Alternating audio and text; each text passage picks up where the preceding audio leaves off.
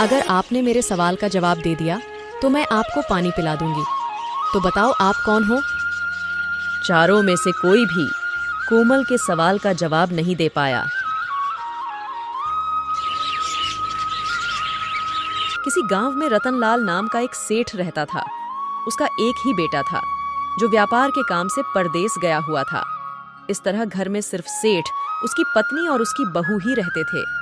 एक दिन सेठ की बहू कोमल कुएं पर पानी भरने गई। घड़ा जब भर गया तो उसे उठाकर कुएं के मुंडेर पर रख दिया और अपने हाथ मुंह धोने लगी। तभी कहीं से 4 राहगीर वहां आ पहुंचे और उनमें से एक राहगीर बोला, बहन, मैं बहुत प्यासा हूं, क्या मुझे पानी पिला दोगी? सेठ की बहू को पानी पिलाने में थोड़ी झिझक महसूस हुई, क्योंकि वह उस समय कम कपड़े पहने हुए थी। उसके पास कोई लौटा या गिलास भी नहीं था जिससे वह पानी पिला देती। इसी कारण वहां उन राहगीरों को पानी पिलाना उसे ठीक नहीं लगा, लेकिन वह उनसे मना भी नहीं कर सकती थी। इसलिए कोमल ने उससे पूछा, अगर आपने मेरे सवाल का जवाब दे दिया तो मैं आपको पानी पिला दूंगी। तो बताओ आप कौन हो? राहगीर ने कहा, मैं एक यात्री हूं। तभी कोमल बोली, यात्री तो संसार में केवल 2 ही होते हैं। आप उन दोनों में से कौन से हैं? अगर आपने मेरे इस सवाल का सही जवाब दे दिया तो मैं आपको पानी पिला दूंगी, नहीं तो मैं पानी नहीं पिलाऊंगी। राहगीर सोचने लगा, लेकिन बेचारा राहगीर उसकी बात का कोई जवाब नहीं दे पाया। तभी दूसरे राहगीर ने पानी पिलाने की विनती की। कोमल ने दूसरे राहगीर से पूछा, अच्छा, तो आप बताइए कि आप कौन हैं?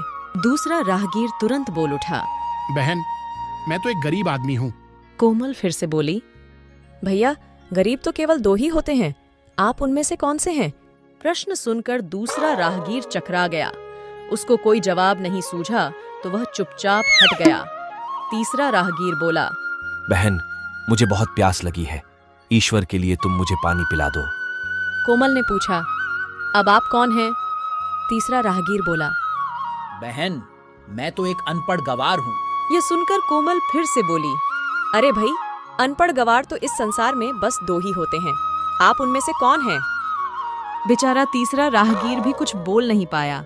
अंत में चौथा राहगीर आगे आया और बोला, बहन, मेहरबानी करके मुझे पानी पिला दो। प्यासे को पानी पिलाना तो बड़े पुण्य का काम होता है। कोमल बड़ी ही चतुर और होशियार थी। उसने चौथे राहगीर से पूछा, आप कौन हैं? वह राहगीर अपनी खींच छिपाते हुए बोला, मैं तो बहन बड़ा ही मूर्ख हूँ। इस बार कोमल ने कहा, मूर्ख तो संसार में केवल 2 ही होते हैं। आप उनमें से कौन हैं? बेचारा वह भी उसके प्रश्न का उत्तर नहीं दे सका। इसलिए चारों पानी पिए बगैर ही वहां से जाने लगे। तो कोमल बोली, यहाँ से थोड़ी ही दूर पर मेरा घर है, आप लोग कृपया वहीं चलिए, मैं आप लोगों को पानी पिला दूंगी। चारों राहगीर उसके घर की तरफ चल पड़े। कोमल ने इसी बीच पानी का घड़ा उठाया और छोटे रास्ते से अपने घर पहुंच गई। उसने घड़ा रख दिया और अपने कपड़े ठीक तरह से पहन लिए। इतने में वे चारों राहगीर उसके घर पहुंच गए। कोमल ने उन सभी को पानी पिलाया। पानी पीने के बाद वे राहगीर अपनी राह पर चल पड़े। सेठ उस समय घर में एक तरफ बैठा यह सब देख रहा था। उसे बड़ा दुख हुआ। वह सोचने लगा, इसका पति तो व्यापार करने के लिए परदेस गया है और यह उसकी गैर हाजिरी में पराए मर्दों को घर बुलाती है, उनके साथ हंसती बोलती है। इसे तो मेरा भी लिहाज नहीं है। यह सब देख अगर मैं चुप रह गया तो आगे से इसकी हिम्मत और बढ़ जाएगी। मेरे सामने इसे किसी से बोलते बतियाते शर्म नहीं आती तो मेरे पीछे न जाने क्या क्या करती होगी। फिर एक बात यह भी है कि बीमारी कोई अपने आप ठीक नहीं होती, उसके लिए वैद्य के पास जाना पड़ता है। क्यों ना इसका फैसला राजा पर ही छोड़ दूं। यही सोचता हुआ वह सीधा राजा के पास जा पहुंचा और अपनी परेशानी बताई। सेठ की सारी बातें सुनकर राजा ने उसी वक्त बहू को बुलाने के लिए सिपाही बुलवा भेजे और उनसे कहा, तुरंत सेठ की बहू को राजसभा में उपस्थित किया जाए। राजा के सिपाहियों को अपने घर पर आया देख उस सेठ की पत्नी ने अपनी बहू से पूछा, क्या बात है बहू रानी, क्या तुम्हारी किसी से कहासुनी हो गई थी जो उसकी शिकायत पर राजा ने तुम्हें बुलाने के लिए सिपाही भेज दिए?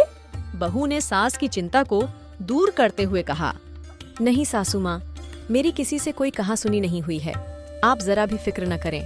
सास को आश्वस्त कर वह सिपाहियों से बोली, तुम पहले अपने राजा से यह पूछकर आओ कि उन्होंने मुझे किस रूप में बुलाया है, बहन, बेटी या फिर बहू के रूप में? किस रूप में मैं उनकी राजसभा में मैं आऊं? बहू की बात सुन सिपाही वापस चले गए।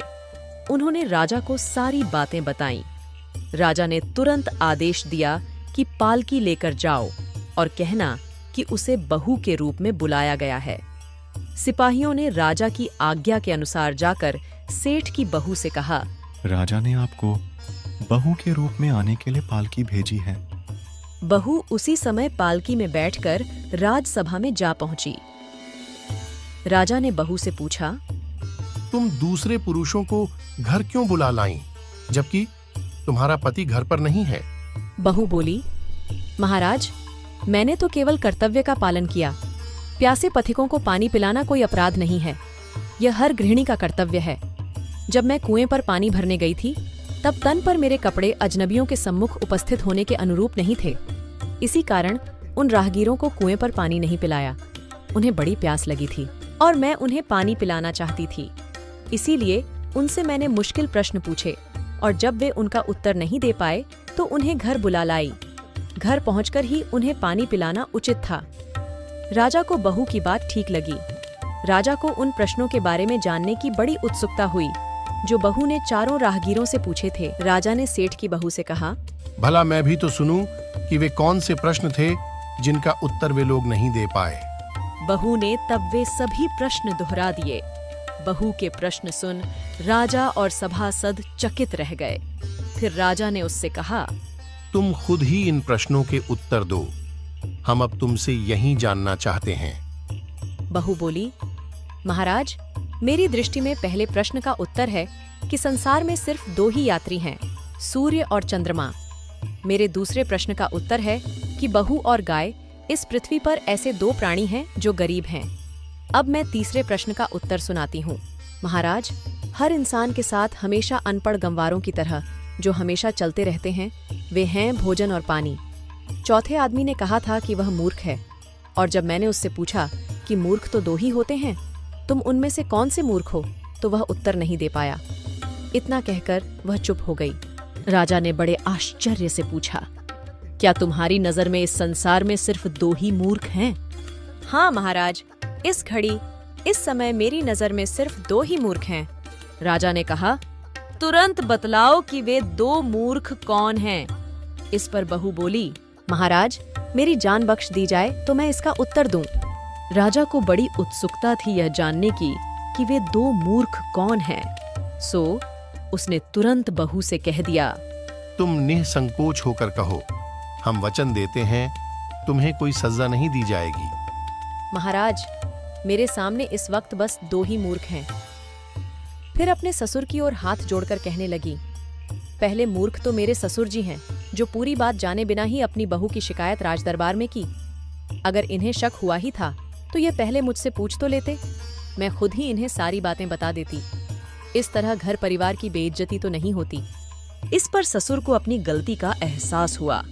उसने बहू से माफी मांगी। बहू चुप रही। राजा ने तब पूछा, और दूसरा मूर्ख कौन है? बहू ने कहा, दूसरा मूर्ख खुद इस राज्य का राजा है, जिसने अपनी बहू की मान मर्यादा का जरा भी ख्याल नहीं किया और सोचे समझे बिना ही बहू को भरी राजसभा में बुलवा लिया। बहू की बात सुनकर राजा पहले तो क्रोध से आग बबूला हो गया, परंतु तभी सारी बातें उसकी समझ में आ गईं। समझ में आने पर राजा ने बहू को उसकी समझदारी और चतुराई की सराहना करते हुए उसे ढेर सारे पुरस्कार देकर सम्मान सहित विदा किया।